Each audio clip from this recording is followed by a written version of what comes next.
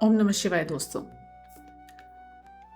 तो आज के वीडियो में कुछ भी आगे जानने से पहले इस चैनल पे हमें ये जानना पड़ेगा कि हम जिस देश में रहते हैं उसकी इम्पोर्टेंस क्या है। भारत या सनातन, उसका क्या मतलब है और सिर्फ भारत को ही सनातन क्यों कहा जाता है। क्या भारत और सनातन का कोई लिंक है और भारत क्या है, क्यों लोग कहते हैं कि भारत विश्व गुरु बनेगा। हालांकि मेरे हिसाब से तो भारत ऑलरेडी विश्व गुरु है,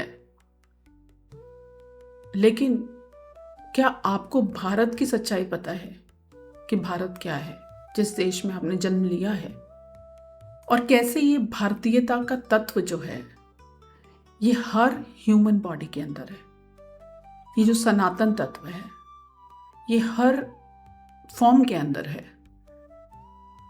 इसीलिए भारत एक अखंड देश हुआ करता था जिसके कोई टुकड़े नहीं थे और धरती सिर्फ एक ही खंड में हुआ करती थी और जिसका नाम था भारत, या आप कह सकते हैं सनातन। और उसी के बेसिस पे कृष्ण भगवान जी ने हमें ये संदेश दिया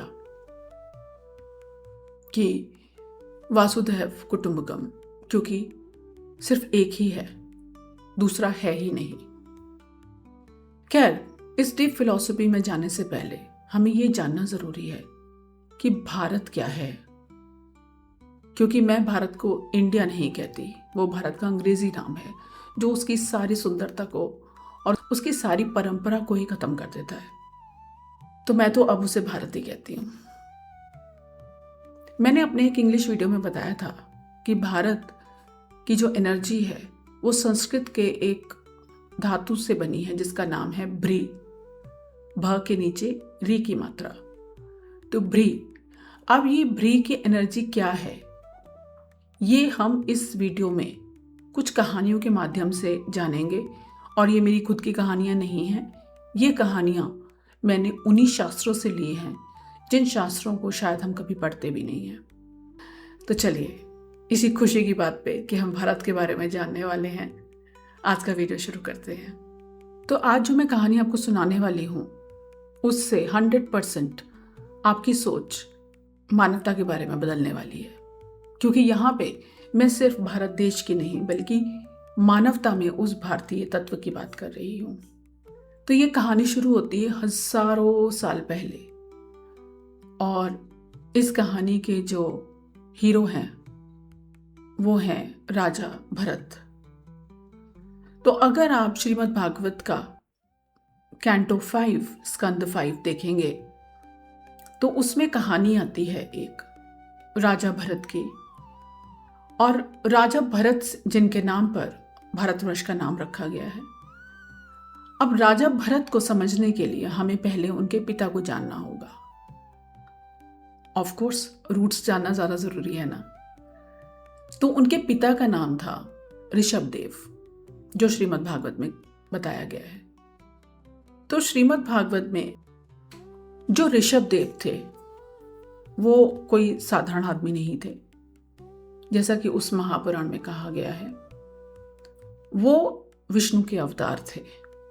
अब यहां ये समझना पड़ेगा कि कैंटो 5 में ये बताया गया है कि ऋषभदेव जी जो थे उनके 100 पुत्र थे, और उनमें सबसे बड़े पुत्र का नाम भरत था, जिसको उन्होंने उस राज्य की पूरी बागडोर दे दी, क्योंकि उन्हें लगा कि वही पुत्र उनका जो है सबसे लायक है। हालांकि ये कहानी और भी कई कहानियों से जुड़ती है अलग अलग स्क्रिप्चर्स के अंदर, पर फिलहाल हम इसी कहानी पर रहते हैं जो श्रीमद् भागवत में है। तो ऐसा कहा गया है कि ये जो स्टोरी है, ये जो ट्रेडिशन है, इसमें जैसे हम आजकल के माँ बाप तो अपने बच्चों को सिखाते हैं कि सक्सेसफुल कैसे होना है, वेल्थ कैसे क्रिएट करनी है, लेकिन ऋषभदेव जी ने अपने पुत्र को क्या सिखाया, यहीं पे कहानी इंटरेस्टिंग है। उन्होंने अपने पुत्र को सिखाया कि बेटा, ये जो सारी वेल्थ है ये तो सिर्फ भोग है, लेकिन ये मानव जीवन का कर्तव्य नहीं है। मानव जीवन का धर्म है अपने आप को जानना, स्वयं से स्वयं को मिलाना, योग। तो ये उस समय के पिता हजारों साल पहले अपने पुत्र को शिक्षा दे रहे हैं। यहाँ एक और भी इंटरेस्टिंग बात है, यही कहानी आपको जैन धर्म में मिलेगी, जहाँ पे उनके पहले तीर्थंकर ऋषभनाथ जी का जिक्र आता है। अब अगर आप ऋषभनाथ जी को जानेंगे तो वो ऋषभनाथ जी को आदिनाथ के नाम से भी पुकारते हैं, और हम सभी जानते हैं कि आदिनाथ कौन है। आदिनाथ साक्षात शिव हैं। साक्षात शिव के ऊपर विष्णु भगवान ने जन्म लिया, यानी कि जब शिव मैनिफेस्ट हुए तो उन्होंने विष्णु रूप धारण किया, और जब वो विष्णु के रूप में मैनिफेस्ट हुए तो उन्होंने ही ऋषभ देव का रूप धारण किया, यानी कि आदिनाथ शिव स्वयं ही विष्णुदेव के रूप में प्रकट हुए। अब यदि आप इंटरेस्टिंगली उनके माता पिता का नाम देखेंगे तो यहाँ पर मैं ये पिक्चर लगा दूंगी आपके रेफरेंस के लिए। तो यहाँ पे एक लीनिएज आती है जो स्कंद में दी गई है, आप बुक में भी रेफर कर सकते हैं। आप स्कंद 5, श्रीमद् भागवत पुराण और जैन दर्शन दोनों में इस बात का पुष्टिकरण कर सकते हैं कि दोनों ने ही ऋषभ देव जी के जो पिता हैं उनका नाम बताया गया है नाभि, और उनकी माता का नाम दिया गया है मेरु देवी। अब यहाँ ये इंटरेस्टिंग समझने की बात है कि मेरु देवी का मतलब है स्पाइनल, हमारी स्पाइन, और नाभि का मतलब है ऑब्वियसली हमारा नाभि चक्र। वहाँ से ऋषभ देव जी उत्पन्न होते हैं, यानी कि विष्णु भगवान का अवतरण, यानी कि सूर्य का अवतरण वहाँ से होता है। अब ऋषभ देव जी के पुत्र हैं भरत, यानी कि सूर्य के पुत्र कौन हुए? भरत। और भरत को उन्होंने सारा राजपाट दिया।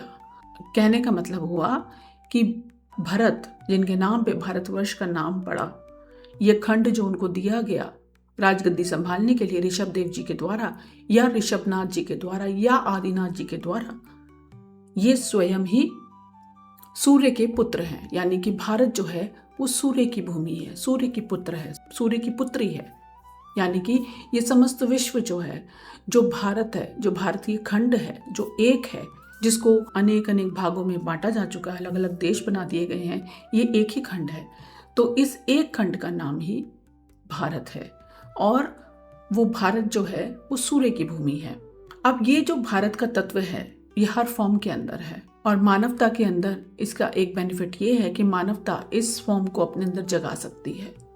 तो अब आप समझ जाइए कि अगर आप एक्चुअल भारत में हैं, जो खंडित भारत का भी खंड है उसके भी भारत में है, तो आप समझ जाइए कि आप कितनी इंपॉर्टेंट जगह पर हैं।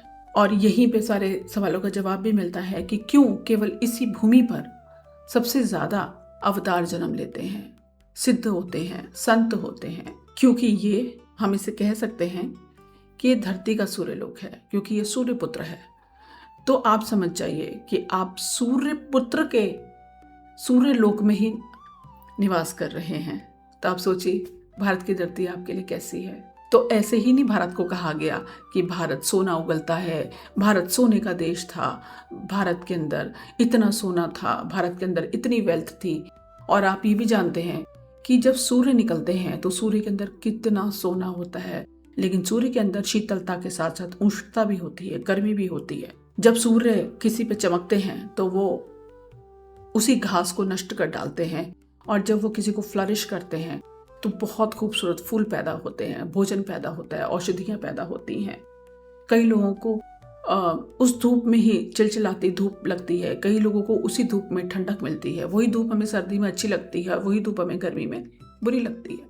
तो यहाँ पर सोचने की बात यह है कि आपका जो देश है, हम जो भारतवासी हैं, जो सच में इस समय खंडित होने के बाद भी इस धरती के हम इस भारत तत्व पे निवास करते हैं, सूर्य लोक में निवास करते हैं, तो हम समझ सकते हैं कि हम कितने इम्पोर्टेंट हैं और क्यों ये सूर्य लोक ही सारे जगत का गुरु है और सारे जगत का कल्याण करने वाला है। अब हम इसको अपने आज के जीवन से कैसे रिलेट कर सकते हैं। आज हमें कोई नहीं बताता कि हमारा उद्देश्य क्या है, और हम जीवन भर अपने उस उद्देश्य को ढूंढने में लगा देते हैं, जबकि मानव धर्म का एक्चुअल उद्देश्य हमेशा से ही ये रहा है कि उसको आत्म साक्षात्कार करना है। अब सोचिए, ऋषभ देव जी ने अपने बड़े पुत्र भरत को, जिनके नाम पे ये भारतवर्ष है, ये सूर्य लोक है, तो उसको अखंड भारत का राजकाज सौंप दिया। लेकिन आगे राजा भरत ने क्या किया?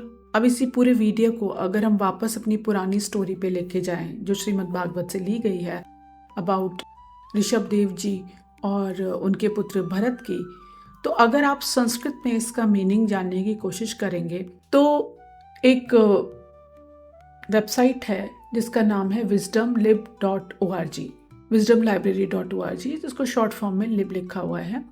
उसमें अगर आप जाके भ्र का मतलब जानने की कोशिश करेंगे तो उसमें इसके 2 मतलब दिए गए हैं। वैसे तो उसमें बहुत सारे मतलब हैं, पर दो जो मेन मतलब हैं वो ये हैं। भ्री का अर्थ है या तो ब्लेम करना या नरिश करना। तो आज हम किस एनर्जी में हैं, नरिश करने की या ब्लेम करने की? तो हमें ये देखना पड़ेगा। और जो कि आज हम सिर्फ ब्लेम करने की एनर्जी में है, जहाँ हम अपनी सिचुएशंस को, अपने पास्ट को ब्लेम करते आ रहे हैं कि इसकी वजह से ऐसा हुआ, उसकी वजह से ऐसा हुआ, ये हुआ तो ऐसा हुआ, ये नहीं होता तो ऐसा हो जाता। या फिर हम अपने आप को सेल्फ सफिशिएंट बना करके उस नरिशमेंट की एनर्जी में आ रहे हैं, मेरा पेट भी भरा है और मैं दूसरों का भी भर सकता हूँ, जहाँ हम ये कह सकें कि मैं भी आत्म संतुष्ट हूँ और दूसरों को भी संतुष्टि दे सकता हूँ। ये हमें देखना है। ये ही कहानी है ऋषभ देव जी की और भरत जी की। और इसके अलावा भी उनकी बहुत इंटरेस्टिंग आगे कहानी, अगर आप चाहेंगे तो हम उसके ऊपर भी वीडियो बनाएंगे, लेकिन उसके लिए आपको अपना इंटरेस्ट दिखाना पड़ेगा, क्योंकि हर वीडियो के लिए बहुत मेहनत लगती है। अब यहाँ पे वापस मैं आपको अपनी उस इंग्लिश वीडियो के एक्सप्लेनेशन पे भी लेके जाना चाहूँगी, जहाँ मैंने कहा था कि ये ब्रे की एनर्जी है धरती की, भारत देश जो है हमारा, इसीलिए हमें इसको बहुत रिस्पेक्टफुली ट्रीट करना चाहिए। तो अब ब्री का क्या अर्थ है यहाँ पे हम समझ लेते हैं। आप स्क्रीन पे देख सकते हैं।